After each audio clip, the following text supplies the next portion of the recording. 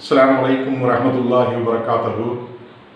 கிழக்கு தெரு நம்ம தெரு நட்பு என்டிஎன் அட்மின் எஸ் முகமது ஐயப்கான் உங்களோட பேசுகிறேன். உலகத்தையே இந்த அச்சுறுத்தக்கூடிய இந்த கொரோனான்ற கொடிய கோவிட்-19 வைரஸ் தாக்குதல் அதிகமாக இருக்குது. அதனால் உலகம் முழுவதும் பல மக்கள்கள் உயிர் பலி வந்திருக்குது. நிறைய பேர் பாதிக்கப்பட்டிருக்கிறாங்க. இதை மனசில் கொண்டு இது இந்தியாவுக்கும் பரவி பெரிய பிரச்சனைகள் இருக்குது. அதனால் நம்மளுடைய சுய கட்டுப்பாடும் சுய நடவடிக்கைகள் ரொம்ப முக்கியமாக தேவைப்படுது.